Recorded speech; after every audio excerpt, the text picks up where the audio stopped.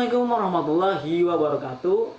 Perkenalkan, saya Anggara Satria Wisira dari kelas 11 TKJ 2. Pada video kali ini saya akan membahas apa itu IP, fungsinya apa, jenisnya apa, dan bedanya apa. Oke, jadi gini. IP itu singkatan dari Internet Protocol. Kalau kamu pernah dengar istilah alamat IP, itu sebenarnya ada identitas unik yang dimiliki oleh setiap perangkat yang terhubung ke jaringan, terutama internet. Bayangin aja kayak alamat rumah, kalau kamu mau kirim paket, kamu butuh alamat tujuan kan. Nah, IP itu berfungsi persis seperti itu, tapi buat data digital. Setiap kali kamu buka website, streaming video, atau kirim pesan lewat WhatsApp, data itu sebenarnya dikirim dalam bentuk paket-paket kecil. Supaya paket-paket itu sampai ke tujuan yang benar, mereka butuh tahu alamat pengirim dan alamat penerimanya. Disinilah IP berperan. IP ngasih tahu ke sistem, hey, kirim data ini ke alamat sekian, seperti itu. IP itu ada dua versi, yaitu IP versi 4 dan IP versi 6. IP versi 4 itu kayak yang paling lama dan yang paling banyak dipakai deh. Formatnya kayak gini. Dia pakai 32 bit, jadi jumlah alamat yang bisa dipakai terbatas. Cuma sekitar 4 miliar. Dulu sih cukup, tapi sekarang kayak perangkat makin banyak, HP, laptop, smartwatch, bahkan kulkas dan lampu bisa punya koneksi internet. Makanya muncul IP versi 6. IP versi 6 itu versi yang lebih baru, pakai 128 bit dan bisa bikin alamat sebanyak triliunan kali lipat dari IP versi 4. Formatnya jauh lebih panjang, contohnya kayak gini. Walaupun kelihatannya ribet, tapi ini solusi jangka panjang buat kebutuhan internet yang terus berkembang.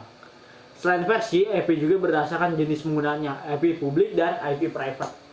IP publik itu alamat yang bisa diakses langsung dari internet, biasanya dipakai sama server website, router utama, atau perangkat yang memang harusnya bisa diakses dari luar.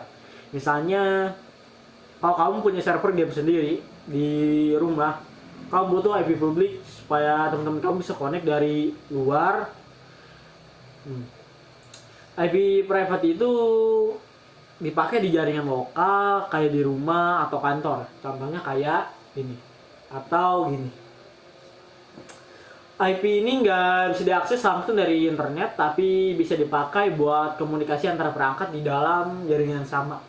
Jadi kalau kamu punya printer, wifi di rumah, ke laptop kamu bisa kirim data ke printer lewat IP private. Terus ada juga istilah IP statis dan IP dinamis. IP statis itu alamat IP yang tetap namun gak berubah-berubah. Biasanya dipakai buat server, CCTV, atau perangkat yang butuh koneksi stabil dan bisa diakses kapan saja. Kalau kamu pakai IP statis, kamu bisa tahu persis alamat perangkat kamu setiap saat. Nah, sedangkan IP dinamis itu alamat yang bisa berubah, biasanya dikasih otomatis sama providernya langsung ya. Jadi tiap kali kamu nyambung ke internet, alamat IP kamu bisa beda dari sebelumnya. Ini lebih fleksibel dan cocok buat pengguna rumahan yang nggak butuh alamat tetap. Nah, kenapa sih kita perlu ngerti soal IP?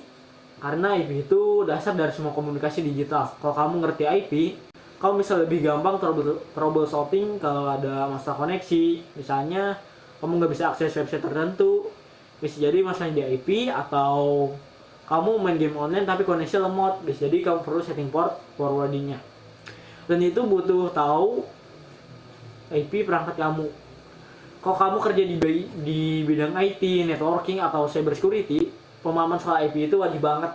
Banyak hal teknis yang berawal dari sini, konfigurasi. Contohnya kayak konfigurasi router, firewall, VPN, DNS, dan lain-lain. Semua itu nggak bisa lepas dari IP. Jadi walaupun meningkatkan cuma angka-angka, IP itu punya peran besar dalam kehidupan digital kita. Tanpa IP nggak ada yang namanya browsing, chatting, streaming, atau kerja remote. Semua perangkat alamat pasti butuh IP biar bisa saling ngobrol di dunia baik. Saya kelupaan satu hal, bahwa saya belum terlalu memahami cara menghitung IP. Saya jujur saja belum jelas tahu bagaimana caranya, tapi untuk bagian konfigurasi lain-lain saya sudah lumayan paham. Sekian dari saya. Wassalamualaikum warahmatullahi wabarakatuh.